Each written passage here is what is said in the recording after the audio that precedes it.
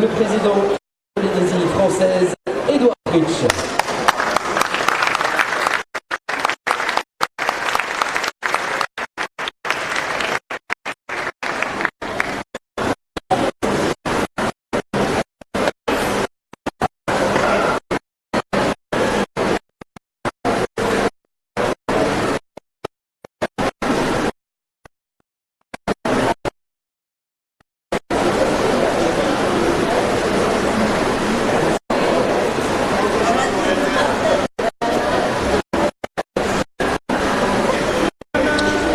Monsieur le Président de l'Assemblée de Polynésie française, Monsieur le Vice-président du gouvernement, Mesdames et Messieurs les ministres, Mesdames et Messieurs les présidents de la Polynésie française, Monsieur le Vice-président du Conseil économique, social et environnemental, Mesdames et Messieurs les maires et élus municipaux, Madame la Présidente du Conseil d'administration du tourisme, Monsieur Maman, Mesdames et Messieurs les professionnels du tourisme, Messieurs, bien ces amis Yorana, bonjour à tous. Avant de commencer nos travaux, je vous propose de à M. Jacques Chirac, ancien président de la Polynésie française, consacrant une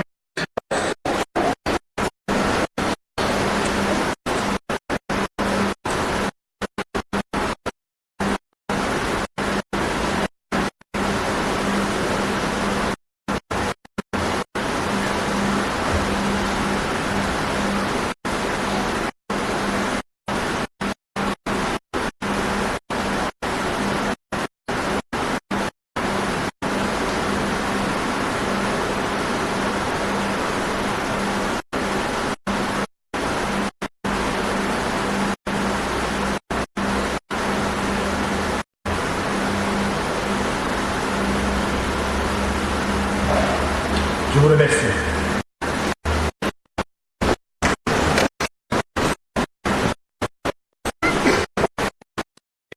Un plaisir, vous comprenez bien, de m'accueillir ici à la Polynésie française pour la tenue de cette assise de tourisme. Venu aujourd'hui de Tahiti, mais aussi des archipels, pour travailler ensemble sur ce pilier de notre économie qui est notre tourisme, principale ressource de ce pays. Je salue votre mobilisation, que vous représentiez nos institutions, que vous soyez acteurs du tourisme, chefs d'entreprise, étudiants ou encore simples citoyens. Merci d'être aussi nombreux ce matin. C'est dire combien le sujet est si important pour notre pays. Je veux également remercier notre ministre du Tourisme, Nicole Couteau, pour le travail accompli avec ses équipes, établissements et services sous sa tutelle. Les résultats obtenus ces dernières années sont excellents. Ils ne font que progresser. J'aurai l'occasion de commenter quelques chiffres du moins dans mon intervention. L'organisation de cette activité du tourisme posée comme des perspectives du secteur de la politique du pays tous les 5 ans. Voilà un autre chiffre. Nous avions défini une stratégie de 2015-2020.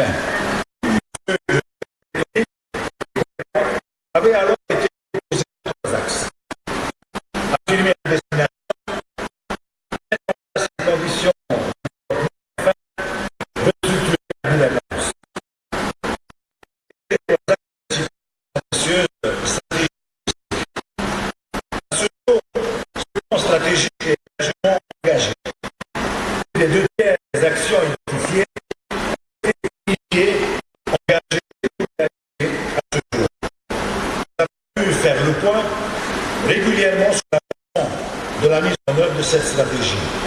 Mais à mon sens, ce qu'il nous faut aujourd'hui retenir de cette stratégie, d'abord, c'est un positionnement rénové et différenciant de notre offre à l'international.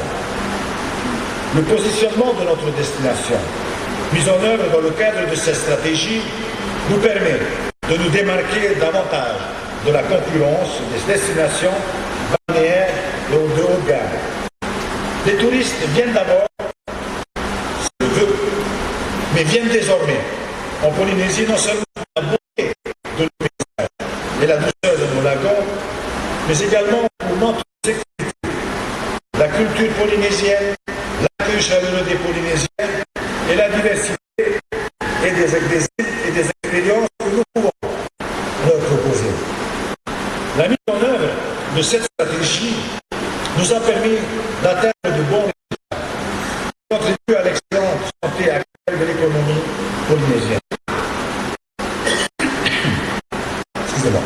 Nous avons ainsi dépassé le seuil symbolique des 200 000 touristes en 2018. En juin 2019, nous avons dépassé ce record avec 230 000 touristes sur les 12 derniers mois.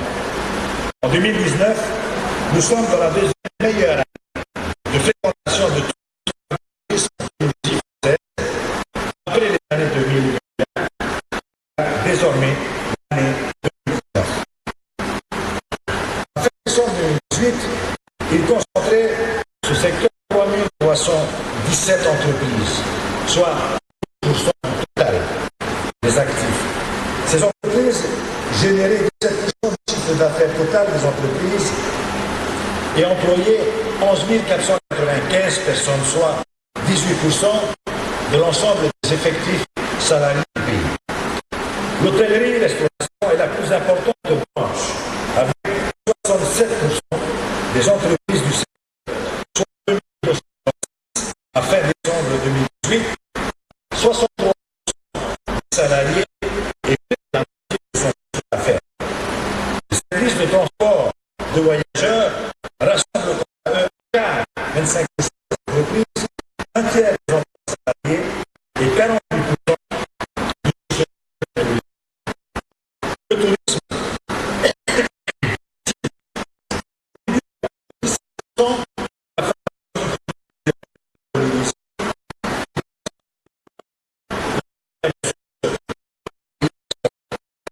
par ailleurs, les dépenses qui dépassent ce secteur touristique entre 1 milliard de capacité, c'est le montant d'exploitation de nos produits locaux. Les impacts du tourisme sur notre économie sont importants, y compris les indicateurs du secteur Polynésie se sont ouverts. Les pensions, transport aérien, tourisme terrestre, etc.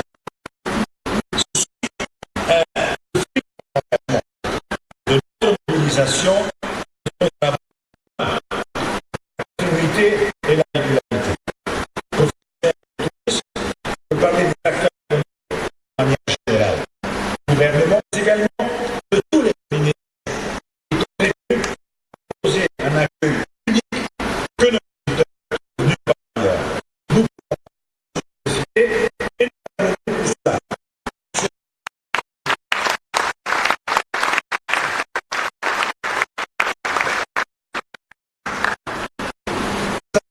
Chers amis, que nous devenons si que la stabilité de notre économie devient crée d'emplois et dynamise les autres secteurs productifs de notre pays.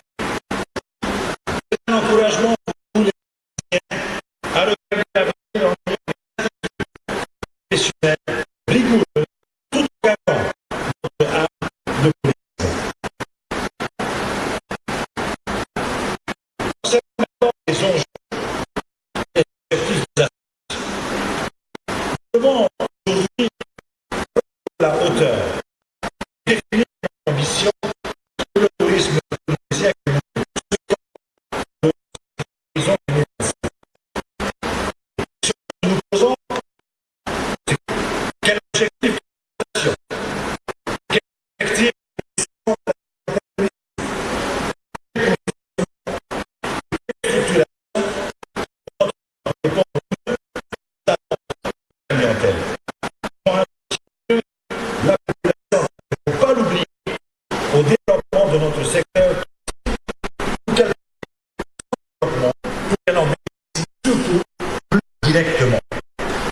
assurer les conditions de durabilité de l'entreprise, comment renforcer pour faire face aux crises internationales,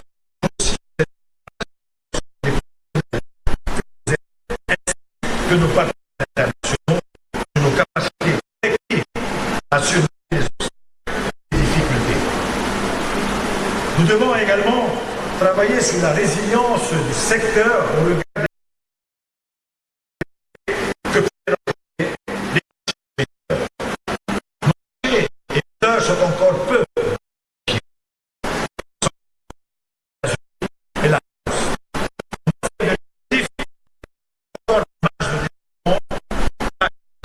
nos capacités d'accueil. Nous devons donc suivre ce fort développement, la plus grande vigilance sur nos filières touristiques. Tels sont les enjeux des acteurs touristes, les enjeux du secteur. Lorsque le projet touristique de la période 2021 afin de répondre les prochains mois à ces questions. Que le gouvernement souhaite définir avec les professions intervenant l'association des représentants de l'administration des établissements publics de la société civile. Ce que le gouvernement, c'est une ambition commune pour le polynésien des prochaines années. Dans de nombreux domaines, nous nous efforçons d'adopter une approche méthodologique participative. Je suis convaincu que c'est ainsi que nous obtiendrons les meilleurs résultats avec la participation. Nous vous proposons donc une démarche en ce sens dans le cadre de l'élaboration de la stratégie touristique.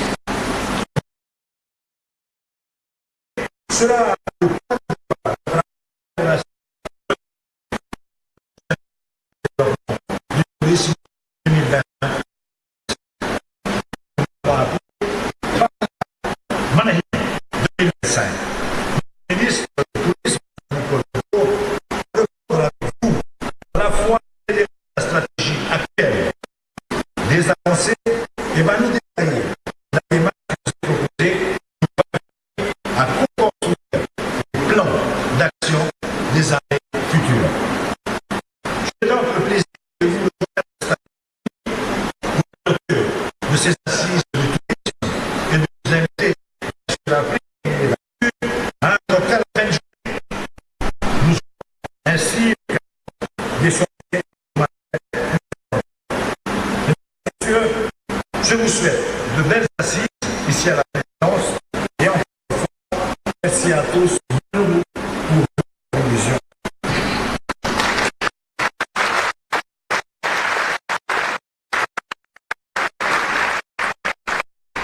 Merci, Monsieur le Président.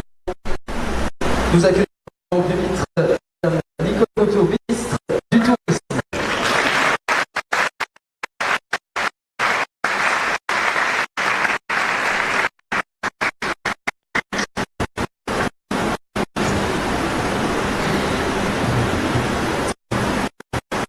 Toujours difficile de parler après le Président. Je vais faire comme Michel Minet.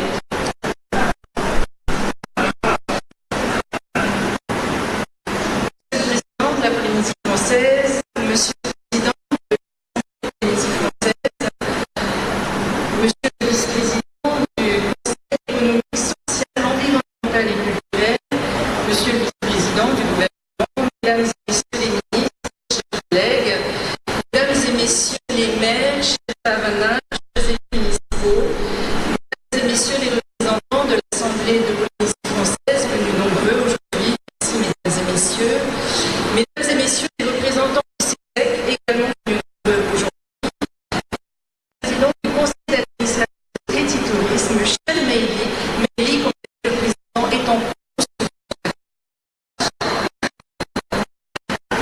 Mesdames et Messieurs les tourisme, chers amis, Mesdames et Messieurs les représentants de la société civile, chers étudiants, Mesdames et Messieurs, chers amis, Yolana Totato Farerea, Iteyem Hana Api. Bonjour à tous. Merci Monsieur le Président de nous accueillir aujourd'hui dans notre belle maison qui est la présidence de la Polynésie française.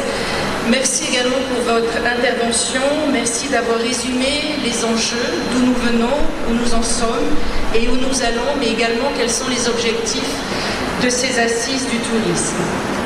Vous êtes nombreux, vous êtes très nombreux et je tiens à vous en remercier de votre mobilisation pour cette journée, pour ce moment un petit peu particulier.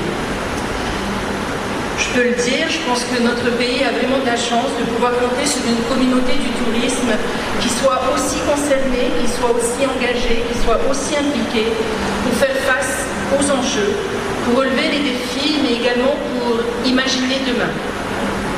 Sachez-le, je ne le dis peut-être pas suffisamment, j'ai vraiment plaisir avec vous, au quotidien, à partager, mais également à travailler et à faire avancer notre tourisme. Donc encore une fois, merci à toutes et à tous de votre mobilisation. Merci parce qu'il me semble que c'est un signal fort que vous nous adressez, que vous adressez au pays. Alors pendant le temps qui m'est imparti ce matin, je souhaite revenir sur peut-être quelques points que le Président a évoqués, mais sur les grandes évolutions de notre tourisme. Quelques chiffres clés, les chantiers menés ensemble depuis 2015.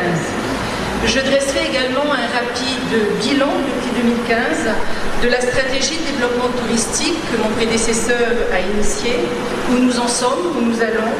Enfin, je vous présenterai notre démarche pour les mois à venir, parce que vous l'avez bien compris, aujourd'hui est le jour 1 de la co-construction, de la co-élaboration de notre feuille de route pour la période 2021-2025 que nous avons nommée Fadiha Manmini 2025. C'est donc l'objectif de cette journée, nous mobiliser ensemble autour de la définition de cette prochaine stratégie. Chacune et chacun d'entre vous, quelle que soit votre place, doit avoir sa place, doit pouvoir s'investir dans cette dynamique importante pour notre Fénois, ici à Tahiti, mais également dans chacun de nos archipels, en poursuivant sur les dynamiques créées ces dernières années. Je voudrais particulièrement qu'on applaudisse nos amis, qu'ils soient tavanins, mais également professionnels, comité du tourisme, qui sont venus de loin, puisque j'ai vu Guapo, j'ai vu voilà, mais ils sont là également. Merci d'avoir fait ce déplacement. Si l'on a pu constater une accélération depuis 2017, la progression de l'ensemble des indicateurs et des segments est pratiquement continue depuis 2014. C'est un hasard, Monsieur le Président, je ne sais pas, c'est depuis que vous êtes président de la Polynésie française. La stabilité, la persévérance de chacun, mais je crois que c'est important parce que depuis 2014, c'est une stabilité retrouvée et c'est une confiance restaurée, localement d'abord, mais également, et c'était important, sur nos marchés émetteurs, ce qui nous permet d'évoquer une dynamique qui a produit des résultats à ce jour qui sont significatifs. Je vous propose un petit retour en arrière pour commencer, pour regarder le chemin parcouru depuis 2015. Vous le savez, alors il ne faut pas être fou, mais c'est bien de se satisfaire quand même. La fréquentation touristique depuis 20 ans aura été particulièrement fluctuante. Tantôt à l'ascension des sommets, tantôt plongée dans les abysses. Depuis le début de la décennie, à la suite d'une crise systémique aux États-Unis, puis en Europe, nous avions en 2010 touché le fond historique de notre activité touristique. De 2011 à 2014, nous avons traversé une période de reprise difficile, incertaine, ponctuée d'à-coups, de fermeture d'établissements hôteliers emblématiques, de doutes sur notre propre capacité, voire même d'incertitude. Depuis 2014, et peut-être encore plus depuis 2017, les phases de croissance se succèdent sans entamer ou fragiliser nos fondamentaux, permettant de nous renforcer et de déployer d'autres formes, d'autres approches du tourisme. En 2015, il y a 4 ans, au moment où nous démarrions cette stratégie, nous recevions 180 000 touristes. En juillet dernier, sur les 12 derniers mois cumulés, nous sommes à 225 000 touristes accueillis sur une année pleine. Nous avons gagné progressivement depuis 2015 25% de fréquentation touristique, Depuis 2015 également, ce sont 56 600 touristes supplémentaires que nous avons accueillis. Et je ne parle que des touristes. Si je parlais des visiteurs, comptabilisons les excursionnistes, ceux qui ne viennent et qui ne partent pas par des vols internationaux, eh bien les visiteurs étaient moins de 180 000 en 2010, ils étaient 263 000 en 2018. Et nous escomptons qu'ils seront entre 280 000 et 290 000 cette année en 2019. En conséquence, c'est toute l'activité touristique, toute votre activité depuis 2015 qui a largement renoué avec les meilleures années de notre pays. 2019 est déjà et sera donc la 3e meilleure année de fréquentation. J'ai eu l'occasion de le dire aux conférences annuelles de Tahiti Tourisme, mais c'est la meilleure année de fréquentation après 2000 et 2001. Sans provoquer une avalanche de graphiques et de chiffres, je souhaite partager avec vous quelques données pour illustrer cette phase de croissance depuis 5 ans. Comparé, alors le président l'a dit, mais je le répète, nous accueillons désormais plus de 18% de nuitées touristiques sur l'année. Nous avons franchi le seuil des 3 millions de nuitées touristiques sur 12 mois. C'est un record. À propos de nuitées touristiques, au 31 décembre dernier, nous comptabilisons plus de 11% de chambres occupées dans l'hôtellerie internationale sur une année par rapport à 2014. Et dans le même temps, le coefficient moyen de remplissage de nos hôtels a également progressé de 6% en cumul annuel. La différence s'explique donc pour l'hôtellerie par une légère croissance du nombre de chambres offertes à la location. Cette situation a permis à nos hôteliers de se renforcer, de retrouver une certaine vigueur après une période très difficile et lourde de conséquences. Je tiens à rappeler bien entendu qu'il s'agit là de moyennes, que ces résultats sont lissés et que d'un établissement à l'autre, d'une île à une autre, les résultats peuvent varier. Autre signal fort, et vous le connaissez, notre trafic aérien, tant local qu'à l'international, affiche également 20% de croissance des flux sur 5 ans. Les escales croisières également, qui ont enregistré dans la même période 42% de touchés en plus de passagers supplémentaires, qui sont d'autant d'occasions, tant pour Tahiti, pas Tahiti, mais également les autres communes, pour ces visiteurs de visiter nos îles d'escale et de dépenser bien sûr dans nos îles.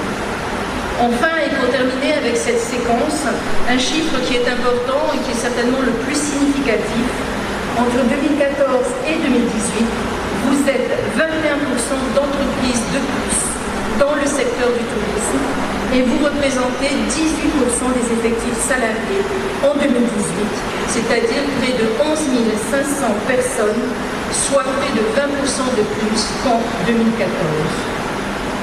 L'Institut de la statistique, ou l'IEOM, que je salue, j'ai vu notre directeur de l'Institut qui est là, vous expliquerait certainement mieux que moi combien la très large majorité des indicateurs que nous avons à notre disposition sont positifs, que cette croissance est transversale sur les différents segments du tourisme et combien nous sommes dans une conjoncture vraiment encourageante et dynamique, supérieure à celle de nos voisins du Pacifique. Mais il y a néanmoins des motifs de préoccupation. Nous nous réjouissons bien sûr, mais nous savons que notre destination est une destination fragile. Il convient de rester vigilant. Vous l'avez vu, nous revenons des marchés asiatiques. Vous l'avez vu, les choses peuvent s'effondrer du jour au lendemain pour une entreprise. C'est le cas de Thomas Cook, avec des répercussions internationales importantes pour l'industrie touristique. Et il convient bien évidemment de rester mobilisé. Cette industrie est une industrie qui est fragile et notre pays, au milieu du Pacifique, a ses atouts, mais également a cette fragilité de l'éloignement. En tout cas, ces résultats sont là et si nous sommes là aujourd'hui, c'est aussi grâce à vos efforts, conjugués à ceux du pays, qui vous accompagnent également, très impliqués dans notre développement touristique. Je le constate tous les jours, c'est un signe également très positif, car même si cela peut paraître être un cliché, le tourisme est l'affaire de tous et nous sommes bien évidemment tous un maillon de la chaîne. Alors vous ne l'ignorez pas, il était absolument nécessaire en 2015 de pouvoir se doter d'une feuille de route, de pouvoir justement donner un cadre et une direction à nos efforts. Alors, je veux saluer notre collègue Jean-Christophe Bissou, qui était alors ministre du Tourisme, actuellement hors du territoire, qui a permis l'élaboration de cette stratégie 2015-2020. Le pays, depuis son adoption en 2016, s'est attaché à la mettre en œuvre de manière continue avec ses partenaires. Parmi ses partenaires, il y a l'État d'abord, au travers notamment du contrat de projet et de dispositifs d'accompagnement tels que la défiscalisation nationale, outil important pour gros acteurs du tourisme, mais également l'Union européenne que je tiens à saluer aujourd'hui au travers du 11e FED, le Fonds économique de développement, qui nous apporte un appui budgétaire important puisque c'est un appui sur 5 ans de l'ordre de 3,6 milliards de francs pacifiques. Depuis son adoption par le CESC en 2015 et l'Assemblée en 2016, la continuité a été au rendez-vous. À ce jour, 72% des 134 actions de cette stratégie 2015-2020 a été initiée ou a été réalisée. Il nous reste donc encore 15 mois pour poursuivre ce déploiement jusqu'à son terme à fin 2020. Cette stratégie s'appuie sur une transversalité importante. L'ensemble du gouvernement, services, établissements sont mobilisés. Si 67% des actions relèvent du ministère du Tourisme, un quart des autres actions sont déployées par les autres ministères et tous les ministères présents aujourd'hui sont concernés. Et presque 10% est partagé entre les communes, Paranama, Mario, Métel, où vous investissez de plus en plus, les organismes et établissements, mais également et surtout vos partenaires privés. Ainsi, si 2015 aurait été une année de transition, de réflexion pour définir le cap, c'est en 2016 que la structuration a été initiée. 2017 aurait été une année offensive, et puis on le rappelle, 2017 c'était aussi l'année au cours de laquelle le Maleta Putapoatea a été inscrit au patrimoine mondial de l'UNESCO. 2018, quant à elle, aurait été une année d'essor, de croissance à deux chiffres, de dynamisme, et nous sommes aujourd'hui en 2019 sur ce nouveau palier. Il y a d'abord eu un changement, et je crois que le point de départ a été celui-là. Nous avons fait le choix également de redéfinir notre identité, l'identité de la destination, puisque nous avions constaté que d'autres destinations concurrentes, finalement, vendaient les mêmes destinations balnéaires, les bungalows slow, les belles plages, les sables blancs. Et donc, nous avons apporté un autre regard, une perception différente, une nouvelle identité en quelque sorte, The Islands of Tahiti, Embraced by Mana, plaçant les Polynésiens avant tout, notre culture, notre nature, au centre de cette identité, déployée sur nos marchés européens. En parallèle de cette transformation, et depuis 5 ans, avec toutes les déclinaisons possibles, nous nous sommes attachés également, et c'est un point qui est important pour notre président et pour notre gouvernement, de davantage communiquer ici, localement, de sensibiliser la population. Nous nous sommes attachés à valoriser femmes et hommes qui en sont les acteurs et à inviter nos populations à s'inscrire dans ce développement, à y prendre part de manière croissante. Sur la même période également, nous avons connu des avancées majeures en matière de transport aérien international. Je veux saluer nos amis d'Atletinie qui sont là. J'ai aperçu également nos amis d'Air France qui étaient présents, des partenaires qui ont renforcé leur engagement, qui s'investissent davantage encore dans notre destination, et de nouveaux partenaires, vous le savez, qui depuis l'année dernière se sont positionnés pour relier notre destination. Vous en conviendrez, même s'il reste de la distance à parcourir pour être pleinement satisfait, les opérateurs, avec le soutien du pays, ont permis d'avancer franchement en la matière, en tout cas de manière inédite par rapport aux 10 dernières années. Parmi les faiblesses structurelles qui étaient également identifiées, il y avait ce cadre réglementaire pas suffisamment adapté et peut-être pas suffisamment performant, en tout cas ancien, un manque d'accompagnement, peut-être technique également et de formation. Vous êtes nombreux, professionnels, prestataires, pensions de famille, à nous demander de mettre en place des outils de formation professionnelle, et c'est ce que nous avons fait. Surtout avec un secteur qui ne cesse d'évoluer, que le digital a bouleversé les usages, que les clientèles, les standards et les attentes sont aujourd'hui bien moins homogènes qu'il y a 10 ou 20 ans. Donc nous les avons entamés, ces chantiers, tant en matière réglementaire qu'en matière de formation. En matière d'aménagement d'infrastructures, c'est ce sur quoi le pays travaille d'arrache-pied. Ce n'est pas uniquement le ministère du Tourisme, c'est également le ministère de M. Tevarovic, de M. le ministre de l'Équipement, qui participe grandement à l'évolution de ces infrastructures. Ces infrastructures sont essentielles pour notre développement touristique, pour l'attractivité de nos îles. Et ce n'est pas que Tahiti qui en bénéficie, mais également les îles. Je pense à Eatea, je pense à Eroa, je pense à Fakarava, mais également Ivaroa, Nukuhiva. Ces aménagements ont vocation aussi d'offrir à notre population une qualité de vie meilleure. Il reste beaucoup à faire, j'en conviens. Depuis 5 ans aussi, nous avons revu et fait évoluer différents programmes financiers d'accompagnement et de soutien au secteur, de la para-hôtellerie jusqu'à la croisière, de l'hôtellerie classée jusqu'au charter nautique, en passant par les prestataires d'activité, tant en défiscalisation qu'en aide directe. Et je voudrais remercier le gouvernement, Monsieur le Président, Monsieur le Vice-président, parce que je peux vous dire que tout au long de l'année, nous n'hésitons pas à ajuster les dispositifs, à les ouvrir à notre secteur et à renforcer ceux qui en ont besoin. Un petit mot rapide sur le tourisme nautique, la croisière, les segments autour de ce tourisme nautique qui sont aujourd'hui des leviers importants, à la fois pour renforcer notre attractivité, mais également qui permettent à nos îles d'escale qui sont un peu éloignées des flux traditionnels, bien de bénéficier du développement touristique. Nous avons connu des années records l'année dernière en nombre d'escales, en nombre de touchés de passagers, en nombre de têtes de ligne, ce qui bénéficie également à notre industrie hôtelière, mais également à l'industrie aérienne. Notre soutien aux événements également s'est accru. Pour l'environnement, celui-ci doit être un pilier de notre industrie. Après la digitalisation des circuits et pratiques touristiques, l'exigence de prise en compte, de respect de préservation, voire même au-delà de régénération de l'environnement, est devenue une règle vers laquelle nous devons aussi parvenir à évoluer. Monsieur le Président de l'Assemblée, Tamana de Bora Bora, ce sont des sujets que nous avons évoqués lors du séminaire que votre comité du tourisme a organisé il y a quelques semaines. C'était le centre de nos discussions. Pour résumer sur la stratégie actuelle, sachez que depuis maintenant 3 ans que je suis ministre du Tourisme, nous avons des ressources spécialement affectées pour le suivi de cette stratégie, tant à la direction des affaires internationales, mais également au service du tourisme.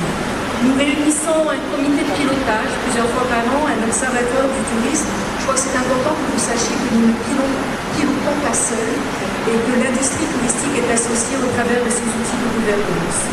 À ce jour, comme je le disais en introduction, près de 3/4 de notre stratégie a été initiée ou réalisée.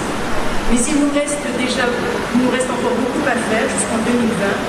Et aujourd'hui, nous sommes surtout rassemblés pour construire, parce que 2020 c'est demain, l'année va passer très vite, et nous vous proposons de co-construire ensemble la stratégie à venir, la stratégie quinquennale 2021-2025. Nous avons donc une ambition, celle de tendre bien davantage vers un tourisme inclusif, au service du développement responsable et d'une croissance partagée en Polynésie française. Nous savons que la clé réside notamment dans la répartition des flux, au-delà de Tahiti, au-delà de Moorea, au-delà de Bora Bora, qui connaissent des dynamiques jamais atteintes. Pour que les populations en soient les premières bénéficiaires, pour amoindrir les bouleversements divers qu'ils peuvent parfois provoquer, pour être au rendez-vous du potentiel que peuvent nous offrir les marchés et pour faire face aux crises qui peuvent se déclencher.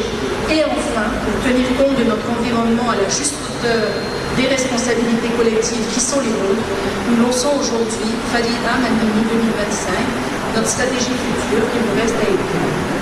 Alors tout d'abord, le tourisme inclusif que j'évoquais, c'est le tourisme du lien et de l'échange, celui où les acteurs privés, les décideurs publics, les taranas, mais aussi les populations de nos îles avancent main dans la main autant que possible, conscients aussi que nous devons nous inscrire dans la pérennité, la durabilité et que nos actes d'aujourd'hui ont des conséquences non négligeables autour de nous.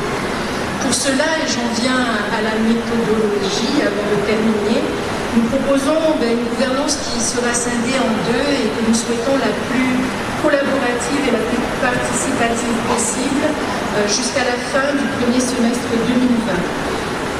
Donc, nous ne l'avons pas encore désigné, mais il y aura un monsieur ou une madame, ça peut être une madame aussi, Fadila Mandoumi, qui sera donc désigné très prochainement pour animer, pour coordonner, pour faire vivre nos ateliers, nos réunions et nous permettre de collaborer ensemble.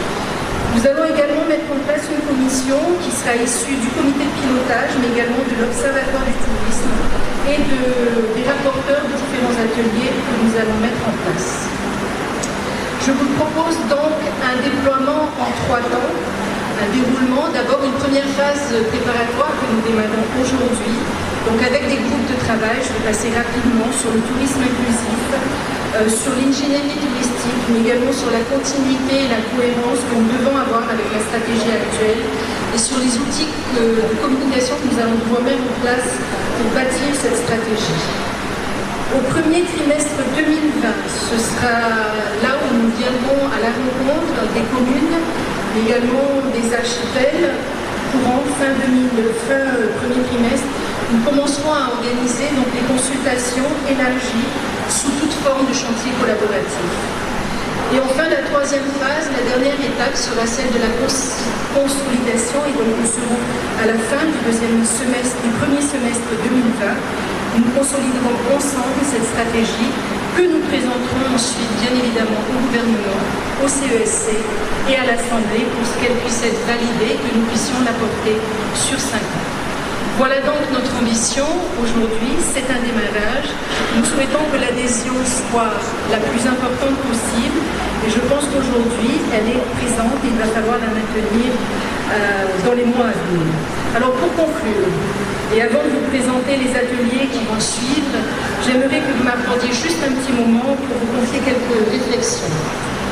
Le tourisme dans le monde, partout dans le monde, on le voit, l'actualité et tous les jours là pour nous le rappeler, notre tourisme a changé, il change. L'actualité des derniers jours est criante, la métamorphose est constante. Les modèles hôteliers ont changé dans le monde, les modèles également, le numérique, les agences de voyage, tout évolue. Les concepts d'hôtels ont évolué et les générations qui visitent la Polynésie ont changé également et changent. On est moins dans la photo parfaite, on est plus dans le partage, dans l'émotion, dans une relation avec nos visiteurs, avec la population. Par ailleurs, je tiens à le dire, nous entendons aussi les voix qui s'élèvent parfois dans nos îles, dans nos communes, dans les médias locaux ou internationaux, reflétant une certaine inquiétude face au développement touristique. Alors nous n'en sommes pas là, mais quand même, nous sommes attentifs. 250 000, 260 000 visiteurs, nous sommes 280 000 habitants. Nous ne sommes pas et nous ne serons jamais un tourisme de masse. Nous souhaitons développer cette particularité, cette authenticité, cette proximité et surtout cette proximité avec la population. Que ce soit des ressentis liés à l'intrusion dans les espaces privés, dans les lieux communautaires, à des phénomènes de concentration, on en parle beaucoup pour la croisière, que ce soit de mauvaises expériences ou de gestion insuffisante liées aux impacts sur l'environnement, sur les équilibres sociaux ou économiques des îles, ou encore que ce soit par exemple sur l'insuffisance de redistribution des richesses produites par le secteur qui ne bénéficie pas assez aux plus démunis parmi notre population. Il nous faut non seulement entendre ces alertes, ces constats, mais je veux croire qu'au sein de notre prochaine stratégie, nous saurons imaginer ensemble des programmes et des mécanismes permettant de démontrer que le secteur touristique est réellement un vecteur de mieux-être pour notre population, de mieux vivre, d'innovation positive pour le plus grand nombre, de régulation et de partage. Donc opérateurs privés, décideurs et agents publics, associations, étudiants, nous devons nous mobiliser nos ressources et nos compétences aussi dans ce sens pour en faire un pilier, un levier de développement inclusif. Le tourisme, foyer principal de notre économie. Par ailleurs, après la révolution digitale, nous amorçons donc aujourd'hui la révolution soutenable, environnementale et responsable. Pour l'industrie touristique, il y a quelques années, si l'on ne s'adaptait pas au digital, on était mort. Si aujourd'hui nous ne nous adaptons pas au soutenable, le secteur va accélérer sa propre perte.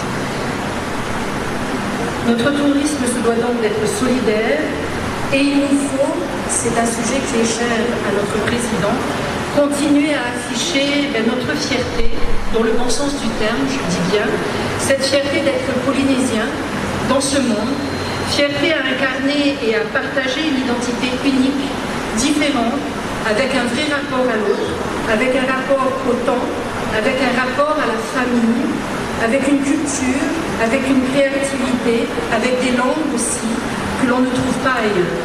C'est cette identité qui doit donner cette envie de venir en Polynésie. C'est cela que l'on doit trouver et partager, cette singularité lorsque l'on vient visiter notre pays. Voilà, excusez-moi d'avoir été un petit peu longue. Margot.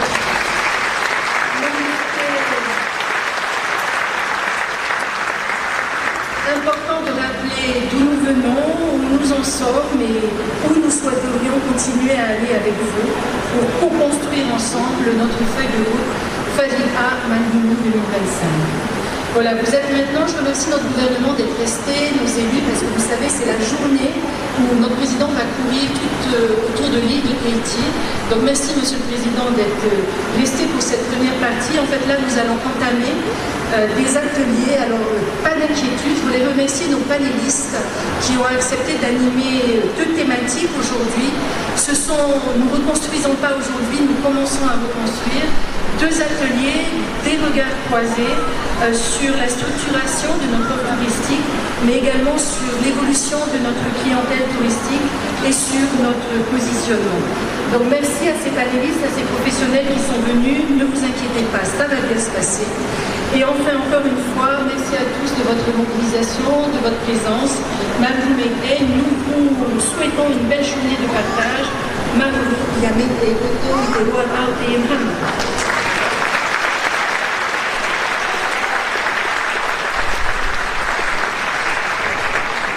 Merci Madame la Ministre. Avant de vous inviter à rejoindre... Ça fait un peu bizarre, ils s'en vont tous, mais ils viendront tout à l'heure. Hein. Merci Madame Maigret. Merci Madame la Ministre. Avant de vous inviter donc à rejoindre vos ateliers...